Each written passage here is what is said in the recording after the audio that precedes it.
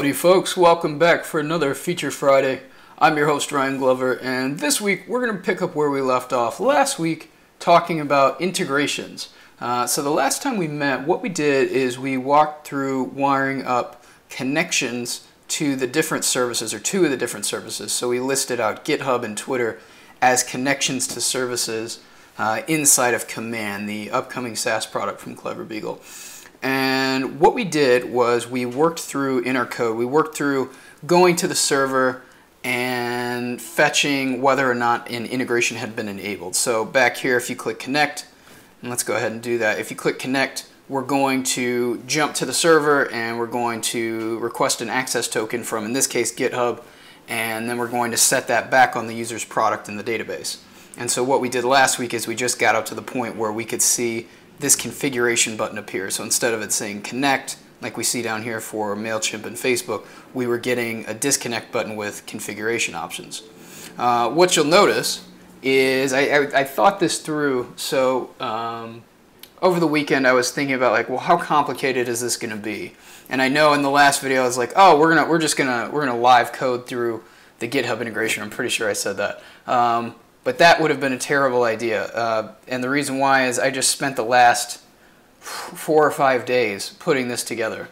So this wasn't a joke. There were a lot of nuances to this, enough so that we're going to be able to split this work up into 2 videos. So what we're going to focus on today is simply configuring the integration. So what we did before is we got our connection to GitHub, and so this time I'm going to show you what it means to configure that integration as a user, meaning, okay, we're connected to the service, but we want to specify what command is allowed to do in relation to our account on that service. So that's what we're going to work through. And you'll notice, and so what I'm going to do, I'm going to disconnect here. And what you may have noticed is when I loaded this page, I'm going to get rid of this. That's a little hint though. So if I click connect here, we've already approved access to GitHub for command.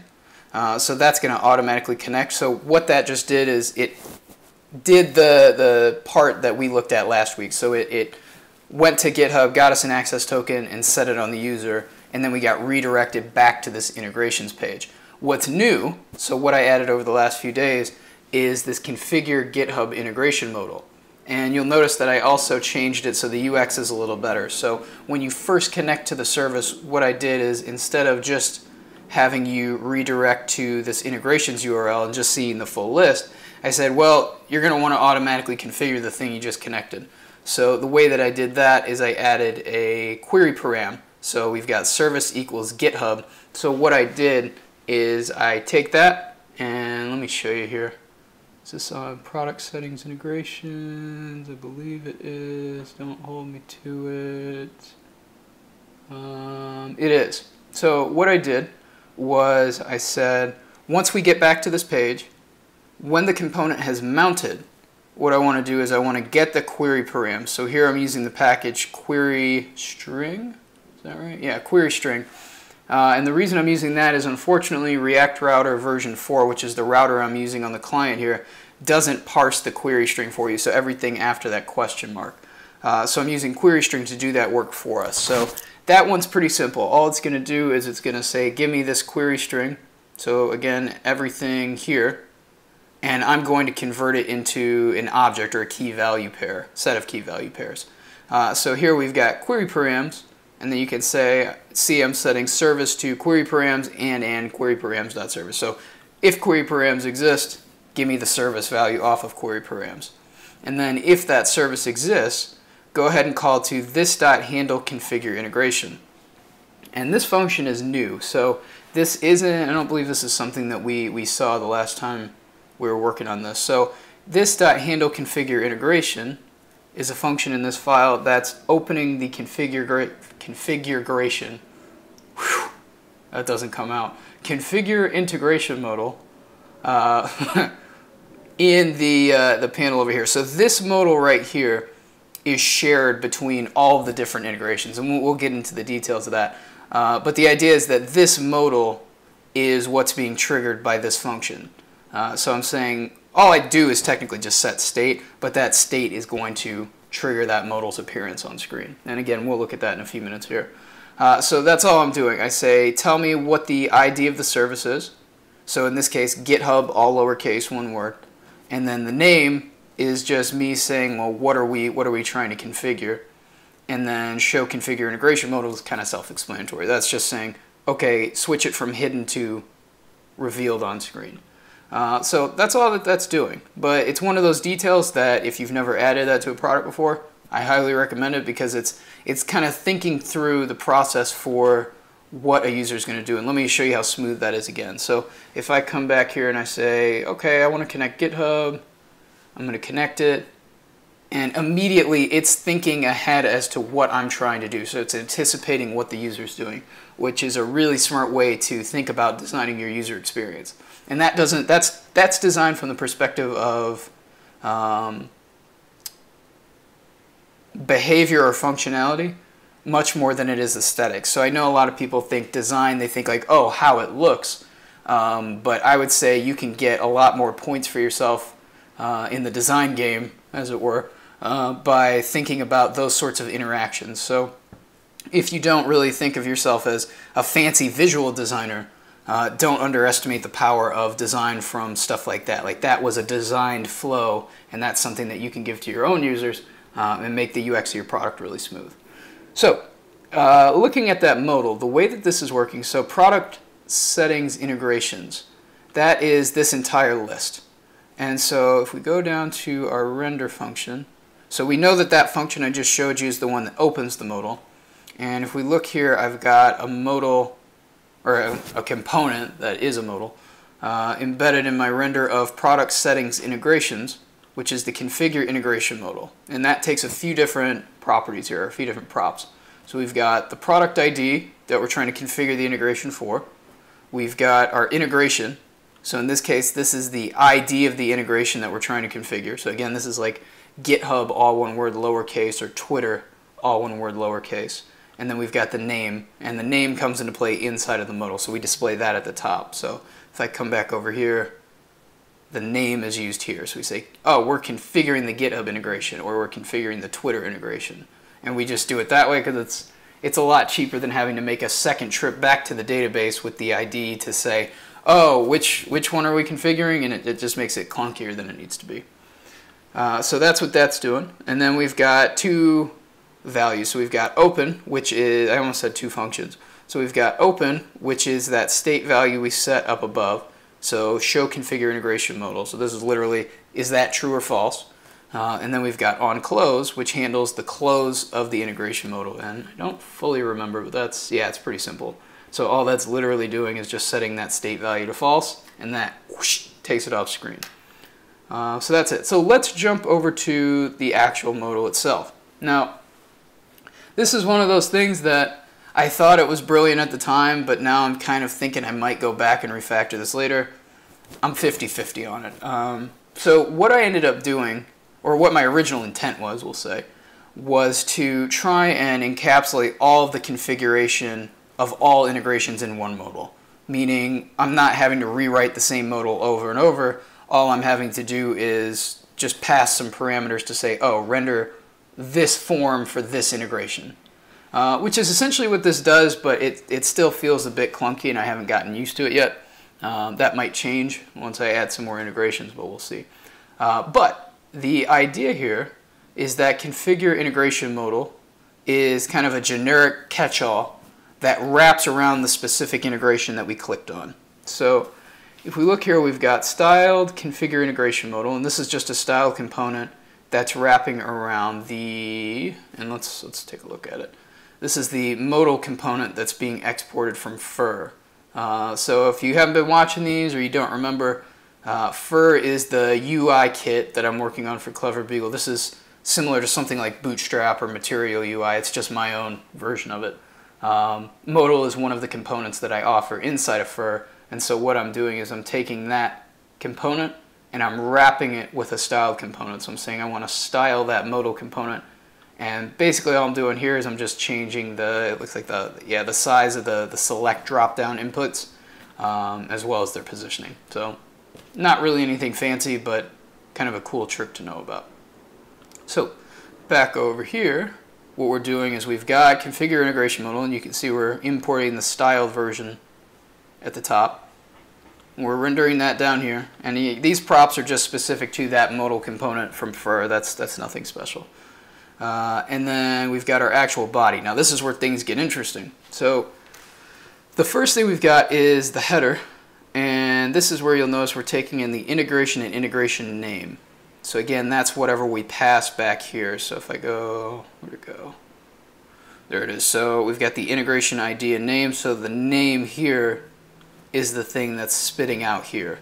So again, we have to do it like this because integration is an object and we want to make sure that the name is available. So we're saying if the integration exists and integration name exists, render it here. And you can notice this is designed to be generic. So configure blah integration. So this could be configure GitHub integration or configure Twitter integration or whatever you click on in the list. So that's the easy part. Now the hard part is this. So we've got this function render integration configuration, and this is where I start to get a little like you probably do this better, but it works and it's clean enough where it's not terribly confusing. And this video is going to be proof of that because this is the first time I've gone back and fully walked through this is with you folks. So if I stumble a little bit, we'll get our answer, and if I don't, then it's good to go. So what this is doing is it's saying, okay, we need to render certain form fields based on the integration that we clicked on. And what I mean by that is every integration is going to be different. So I can tell you now for the GitHub integration, we're trying to toggle whether or not the user should have a webhook added to the repo that they specify. So they can specify the repo that they want us to listen for changes to, the branch name, and then we have two options for listening via webhook. So you can challenging my memory here. So you can listen for card number mentions. So if you've ever done a commit via Git, you say like, this closes number 15 or this updates number 12 or something to that effect. We can listen for those changes in commits, and those numbers are going to ideally reference card numbers back in command, and we can do something. So we can either say, hey, somebody mentioned this on GitHub, or the second option is if you say things like closes. So if I typed in my commit message like closes number 12, we can actually trigger the close behavior inside of command if we see that inside of a commit. So those are the options, and that's specific to GitHub, because if I went down to, say, the Twitter integration, the options that I'm going to have are going to be completely different. So the idea here is based on the integration that we clicked on and based on the integration that we're trying to configure. So when I say clicked on, I mean this gear icon. So if we click on this, and you can see Twitter I haven't done yet, but we get the header at the very least. So we say configure the Twitter integration. Here we get configure GitHub integration in all of these fields. So all of these fields, including the cancel and save integration button, and this is where I get a little washy with this, is being rendered by configure GitHub integration, which is a totally separate component.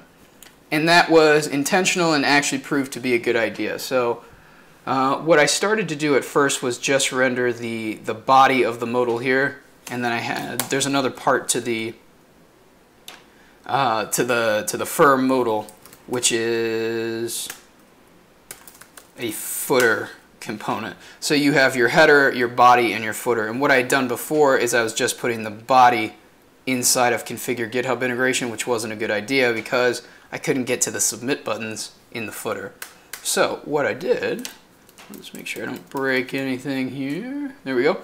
Is inside of this component, so configure GitHub integration. And again, this, just to make sure, because I don't think I explained this, the integration prop here is being read from this. And this is, again, this is telling us the ID of the integration, so lowercase GitHub in this current example.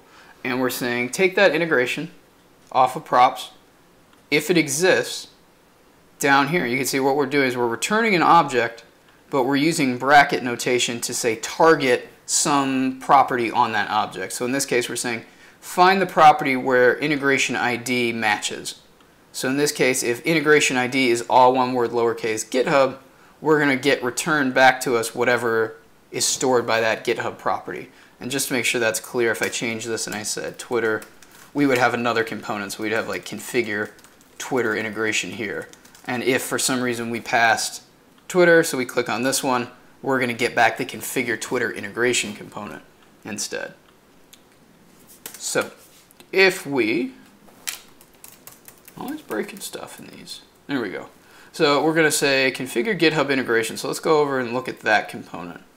And this one is kind of what you'd expect, hopefully. We'll see.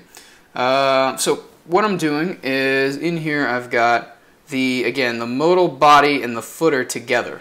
And that's because I need the body so that I can actually render the content in the modal. But then the footer, if we jump down here, gives us the submit button in scope. And we need it in scope because what we're doing is we're essentially saying, okay, once the user has completed this form, we need to submit it. And if that button was outside of this component or outside of this form, we would have to kind of go in reverse. We'd have to reach back in to this component, meaning the body, and get the values out.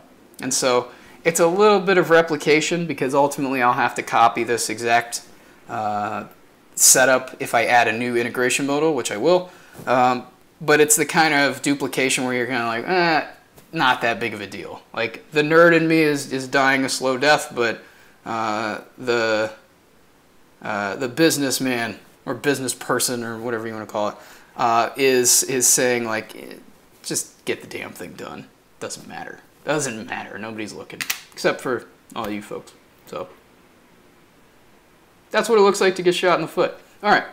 So what we're going to do now inside of this modal is we've got our form. So our form here is pretty simple. We're asking the user for the GitHub integration. So again, we're inside of configuring the GitHub integration.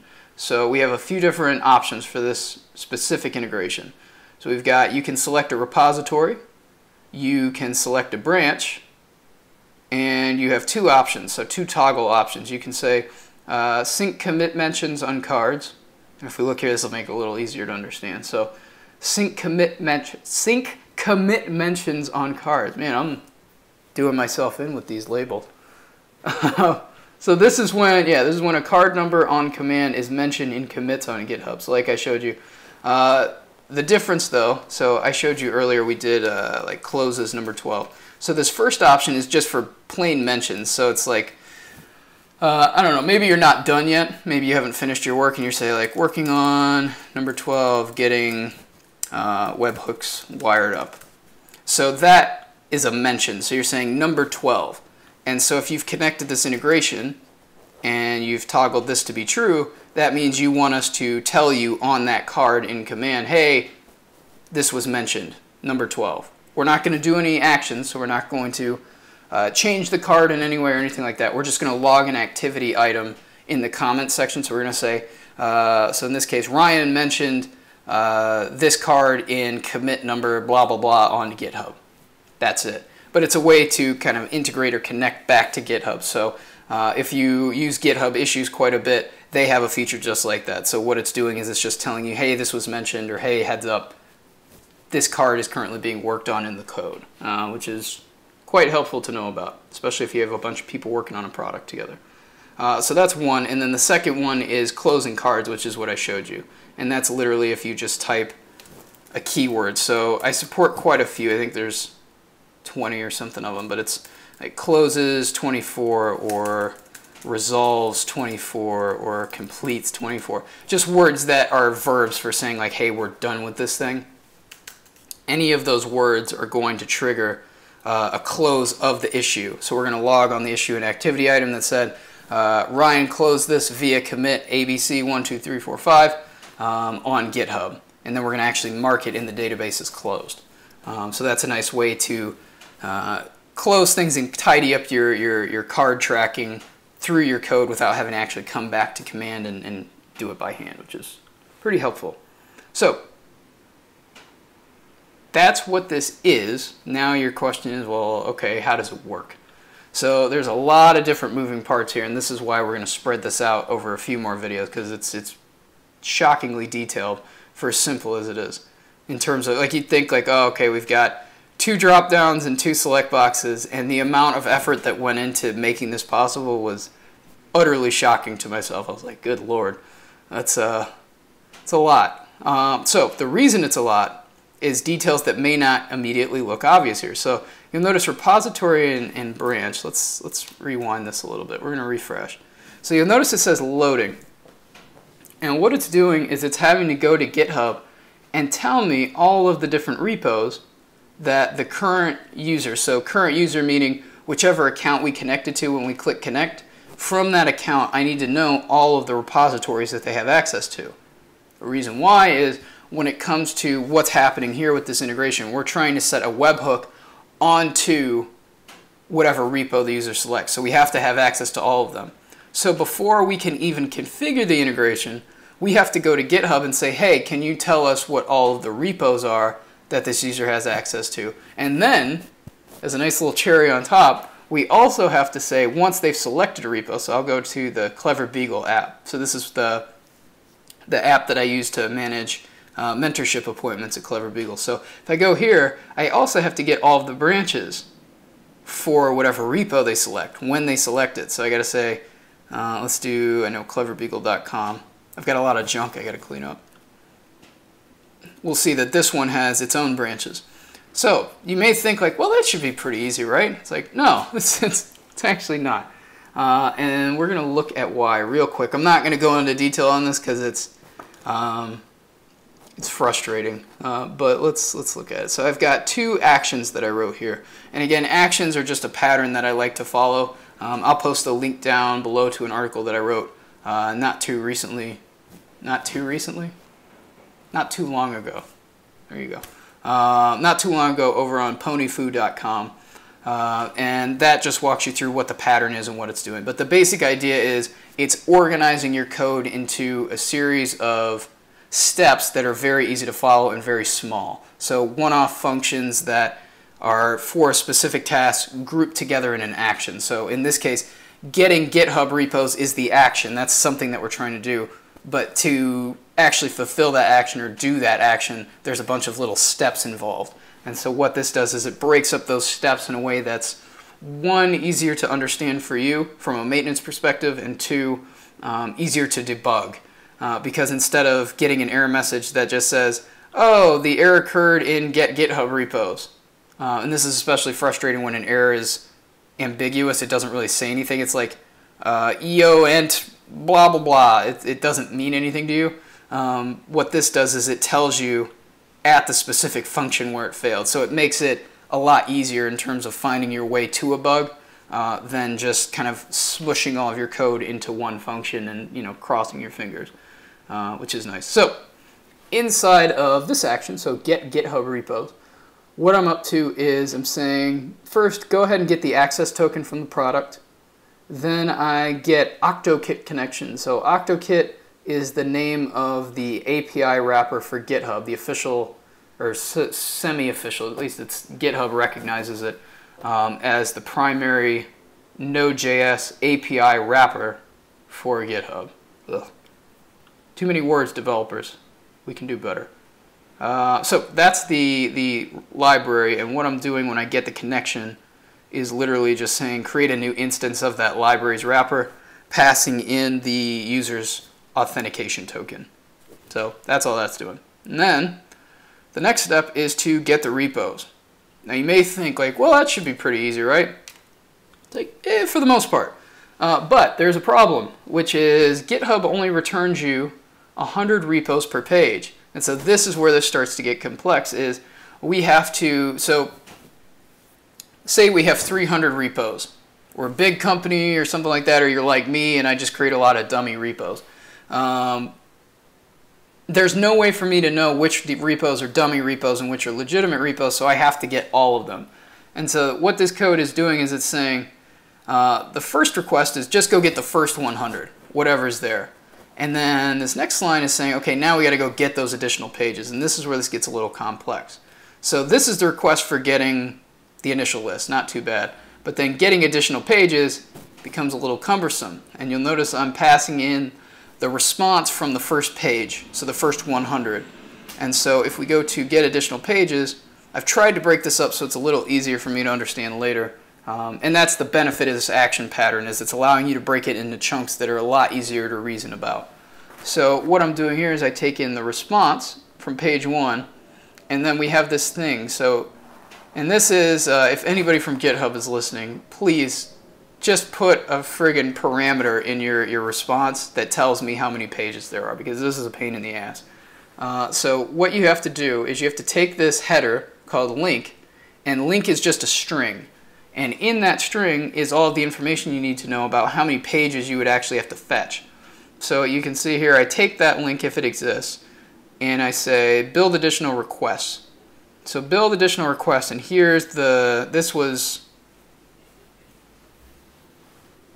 the juice box on the white carpet. This upset me. This was difficult. So what's going on here is you have to split, and I wish I would have commented what the structure of this looks like. I'm not going to fuss with that now. But basically you get back a string that's like some weird URL at GitHub, and then you get page equals, like basically the punchline is that the number of pages that exist, the total number of pages, is buried in a query parameter that's buried in a string with a bunch of, I think it was like just HTML link tags. It's a mess. So that's what this code is doing, is it's saying, okay, go find, so they have this link called rel last, and that tells you the last page. So what that allows you to do is then say, oh, how many pages are there? And then I can just go run that number of requests to go get the additional pages. The good side of me, the good-natured part of me, is like, they did that on purpose probably because they're spammers that try and do it, so by doing this it's a nice little hurdle. But man, frustrating. But anyways, once we get the total number of pages, so you can see here I'm doing a bunch of hoop jumping to say parse whatever that URL is to get the variables from it, and the one we're looking for is called page. So we get the query per m page, which is our total pages. So in my case, I think it came back as 3. And so what I'm saying here is, while the current page is less than total pages, you'll notice I'm not actually making requests here. So this is important because you have to keep in mind that when you're doing these requests, they're blocking. And because Node.js is single-threaded, that means when these requests are waiting, or you're waiting on these requests, you're basically blocking the event loop in Node.js.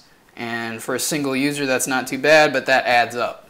So technically, part of this implementation is good. Part of it's kind of like, I'm going to need to refactor it later as I start to add users and traffic to this. But the idea is that what you're doing is you're saying, okay, for each of the pages that we find, so we'll say there's a total of 3, what we're going to do is we're going to add an additional request. So all I'm doing here is I'm taking the octokit.repos.list function. And again, we saw this down somewhere right there. And so I'm making this exact same request, but the difference is now I'm saying give me per page, make sure the affiliation is the owner of the repo, and then what is the page that we're currently looping over. Meaning we know that we got page 1, so if there's 3 pages, then I want to get page 2, then I want to get page 3. So we're going to get 2 additional requests pushed into this array up here. Now that's step 1. So all that's doing is saying like, hey, we need to make these requests, but it's not actually performing them.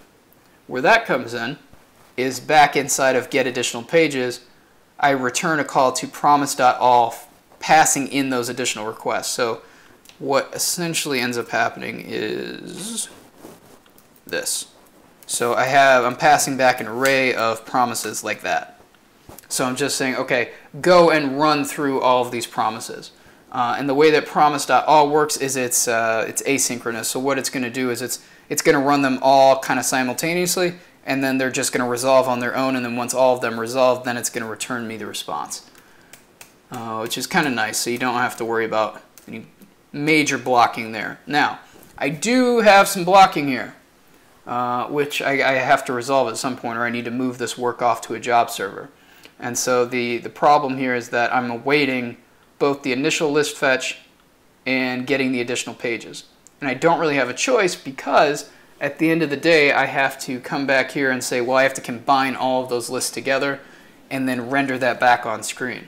So what you'll notice, and make sure that's clean, if we come back over here, I'm going to completely refetch this. You'll notice it's loading for at least a few seconds. So that is what's happening, is behind the scenes we're having to figure out, okay, how many repos do you actually have? Let's go fetch the list, let's go do all this stuff, and then display that back on screen. Now, the original implementation of this, so when I first started this, what I had done was I cached the list that I got back. So I was taking the list, and I had it's a kind of a mess. So in order to get a total number of repos, you have two choices with GitHub's API. You can do what I just showed you, so make all of the requests and count the number, which isn't terribly efficient, or as part of their GraphQL API, they have I forget the specific, they call them like edges and nodes, which confuses the hell out of me, but they have basically an endpoint that you can access called total count on repositories. And so what I was doing is I was running a GraphQL query in here to say, give me that total number count, and basically say if that total number count is greater than what's in the database, go back and fetch, meaning they've added something that we don't have cached, otherwise cache it. And the reason I got rid of that is because it was kind of cumbersome the way it was written, kind of messy, and I'd like to take another swing at it. So eventually that will happen, but that's the punchline, is that this is going to be a little bit slow to start just because I'm having to go and do all of those requests and do all this work to combine them together. So that's that. Now, if we jump over to get the repo branches, that's the exact same kind of idea. So I'm getting the connection, I get the branches. Now, I've taken the slightly simplified approach with this. Yeah, so technically I can paginate the list of branches, and that same one is limited to 100, but I'm kind of thinking ahead here. I'm like, okay, well, yes, there's going to be people who have more than 100 branches on a repo, but I'm not going to worry about that right now. So at the end of the day, I'll likely have to do something very similar to this, or where'd it go? To this, but I'm not gonna stress about it too much. But the punchline here is we authenticate with GitHub, we go and list the branches out, and then I get back an array of, what am I doing here? So I get back an array of the branches with just their name. So it sends me back a bunch of data about the branches, but all I care about is the name. So with all of that, that gets us back here with our dropdown. So I can switch to a repo and I can pick out a branch. And we can see once it's going, it's not too slow, but I bet on slower connections that's a little frustrating to deal with. So that's that part. So back here, and just to explain that, so the way that those all get on state is I say when you change the repo, we're going and running a query. So I think last week I showed you this with Apollo wrapper higher order component, which is saying, okay, give us access to the Apollo client so that we can call queries and mutations programmatically. So all that's doing is it's adding additional props, the one we care about being client, to the component that it's wrapping. So in this case, our configure GitHub integration component is receiving client as a prop, which allows us to do stuff like this. So we're saying client.query. That's all it's doing. It's just giving us direct access to Apollo so that we can control when a query runs, as opposed to using a higher order component to just automatically run a query for us. Which, if we look down here, we can see that that's also happening. So not only am I checking to go fetch the branches and all that stuff, but I'm also saying we need to run the query to get the existing GitHub integration. So at this point, you're probably like, okay, I see what he was talking about. There are so many friggin' parts involved in this. So I apologize if I'm confusing you. Be helpful for me and post questions down below if anything's like, what is he going on about? What is this old man talking about? So yeah, that's what's going on here. Is we're saying query the GitHub integration back when this first loads up. So to kind of unravel that a little bit, what I'm doing is right here in component will receive props. So when we first load this up, let's refresh this. What we have to do is not just fetch the repositories, not just fetch the branches, but we also need to know, well, what's the current state of this integration? Meaning we need to know, has the user checked these toggle options? What was the repo that they selected? What was the branch that they selected? We have to persist that in the database and then tell ourselves about it back on this page. So the way that I'm doing that is through this query. So this jumps up to the GraphQL server, and actually let's look at that. Let's see where I've got it here. got in queries products. So what this is doing is it's going back to the server, and it's saying go and tell me what the GitHub integration is for this product ID. So down here, yeah, we're passing the product ID that we passed to this component back here in the configure integration modal. So this is where this gets all twisty. So where do I pass it? Right there. So we pass the product ID in. When this component loads up, we run that query. That jumps to the server. And right here I'm asking for GitHub integration fields, which is a fragment in GraphQL, which I don't know if we've talked about that before. So fragments are just a set of fields that you're going to reuse across multiple queries. So I don't know, if for some reason here this instead of branches is what I wanted back, I could reuse GitHub integration fields there. And so those are imported with this funky statement. So you say import, and then you give the path to the fragment. In this case, in here I've got GitHub integration fields, and this is literally just the fields, and I can basically reuse them. So it's a way of storing the fields you want to query in a variable. It's the best way to think about it. So with all of that stuff, what we're going to do is jump up to our API, and we're going to look at what exactly that's returning.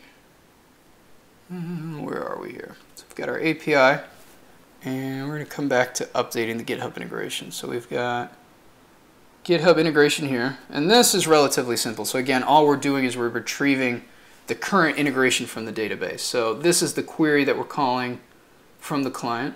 So back here we're saying query the GitHub integration when this GitHub integration modal or this form loads. So that's what we're doing there. And then if we go back into here, and then we're going to pull up the actual resolver for that and look at it. So this is under products queries, and we've got GitHub integration. So this is a beast.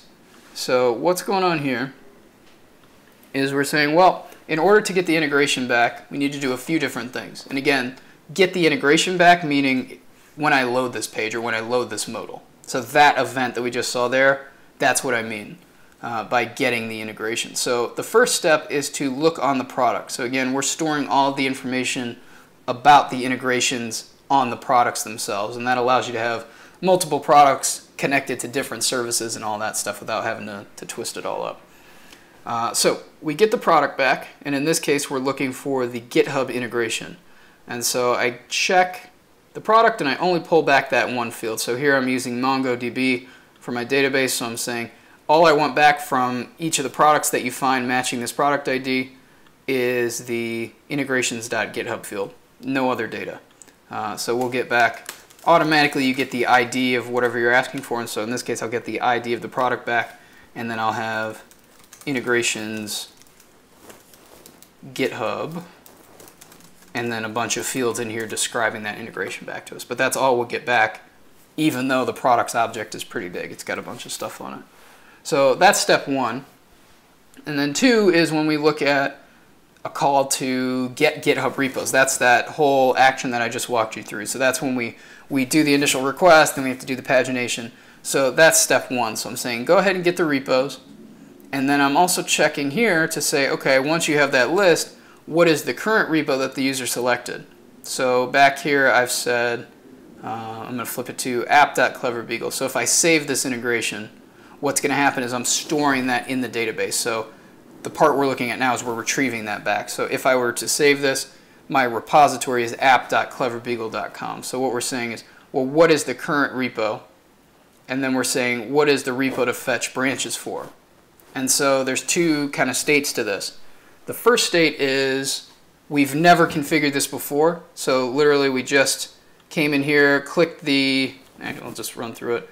So we click connect, and we're here, meaning we've never configured this before, we've never done anything, and so we need a default repo, which in this case what I'm doing is I'm saying either give me the current repo, so the one that's stored in the database if they've done this before, or, and this is the fallback, just give me the first repo in the list of repos that we fetched here. So we already know that we're getting back the entire list from GitHub, So what we're saying is you've either configured one, and if you haven't, just give us the first one in that list.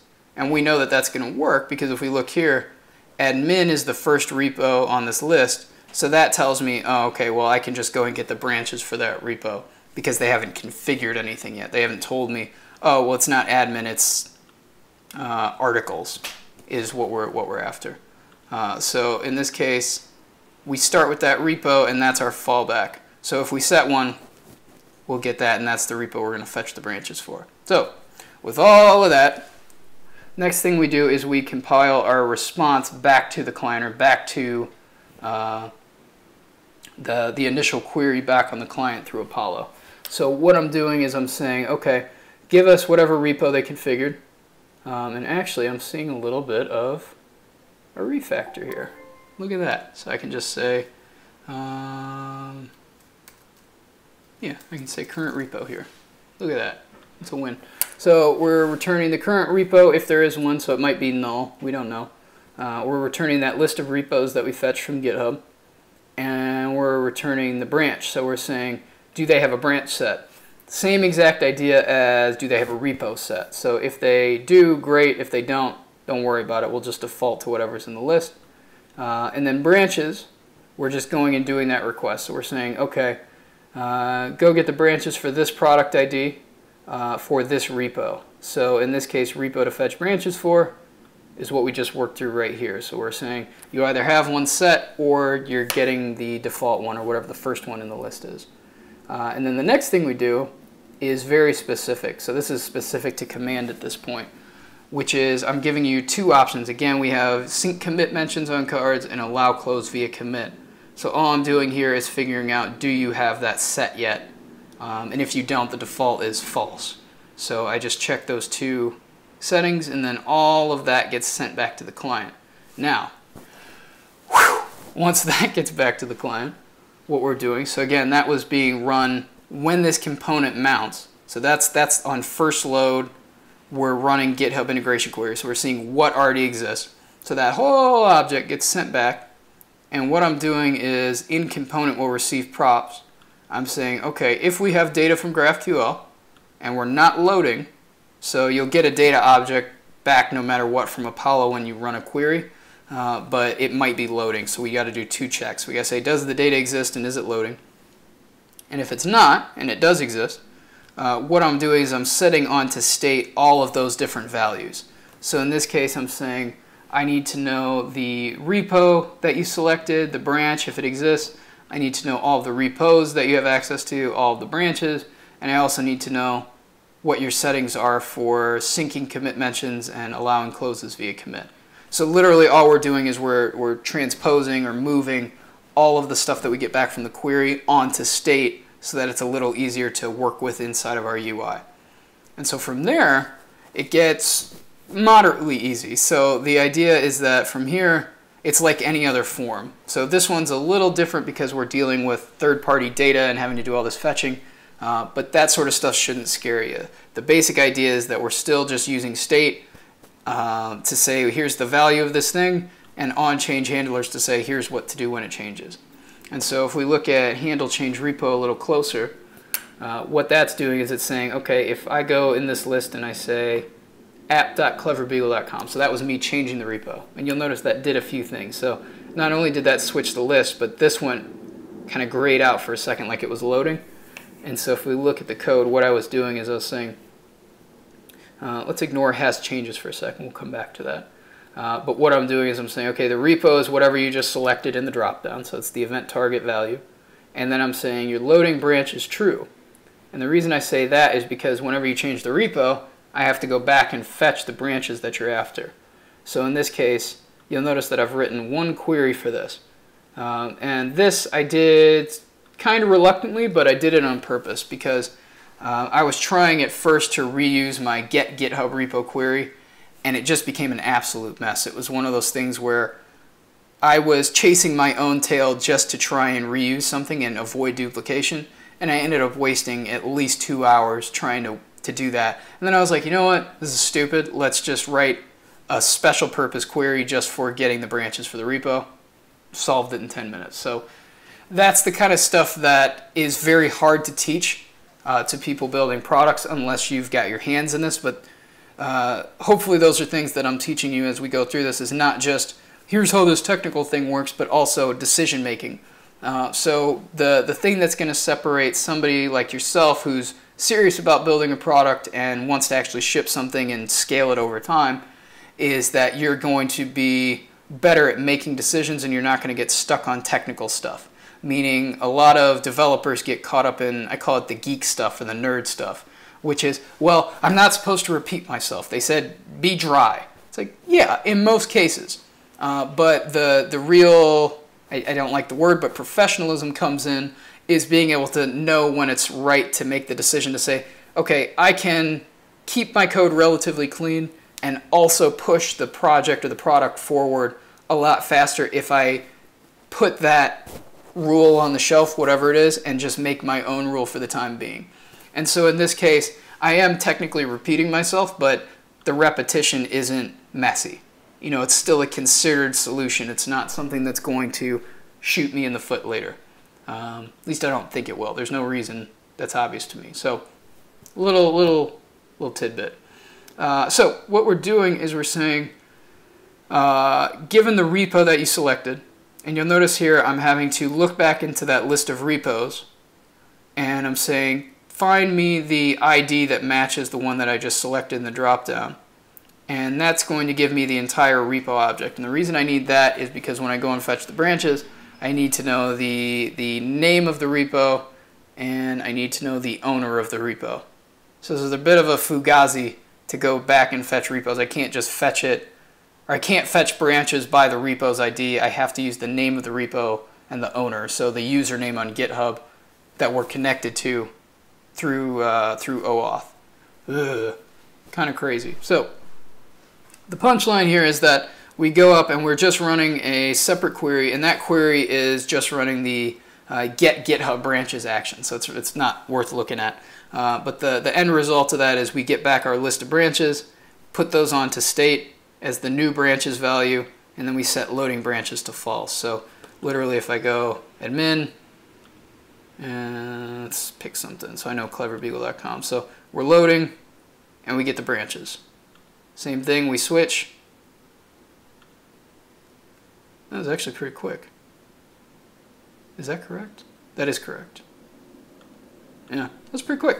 The Apollo cache. So even though I am making trips back to the server to fetch these, Apollo is caching the results. So it's not going to make unnecessary calls if it doesn't think it needs to, which is a pretty good little detail. So that's changing the repo. Changing the branch is pretty simple. There's no fetching of data. We're just saying, hey, this is the one that they selected. So that's something you're probably pretty familiar with, which is we're in a form and we want to change a value on state, and then that value on state is rendered back as the value for that input. So in this case, this.state.branch is set as the value on the select box. On change is handle change branch, which again is just saying, do we have any changes? And then we have the value. Now that has changes part is a little freaky deaky. So has changes is saying, well, does this form have any changes? And the reason I needed to do that is to make sure that I wasn't overwriting stuff that I'd already done. And what I think we're going to do is stop here, because this is about to go down another rabbit hole with this. And this is already pretty long, so I want to save it. So I think we're going to keep that for part 3. But the teaser to that is that the third part of the integration process is, okay, we're going to create a webhook on GitHub for this user, which requires a bunch of logic. And once we've created that webhook, if we try and create it again, we're going to get errors from GitHub, which breaks and it makes the UI kind of fall apart. And so has changes is allowing me to freeze the UI until you've actually made a change that's worth sending to GitHub. But again, I think we're gonna wrap up here and look at that next week. So that's going to do it, because that's a lot. And now you can see what I was talking about. This is pretty intense, but this is the kind of stuff that if you're building a product, it's really, really good to know how to do, because integrations and things like that with other products that people are familiar with it makes it a lot easier for people to adopt what it is you're building, instead of having to say like, well, just learn this brand new thing and and do all that. It's nice to kind of mesh those worlds and make it a little more accessible. So with that, I'm going to sign off for the HMS Beagle. Thanks for watching, folks. If you haven't already, click the subscribe button down below, and if you want to get notifications, click the bell right next to it. And until next week, take a deep breath, and I'll see you then. You just listened to me run my mouth for the better part of an hour about a bunch of really technical code. So why not commemorate that experience by watching another tutorial and having an absolute psychological meltdown?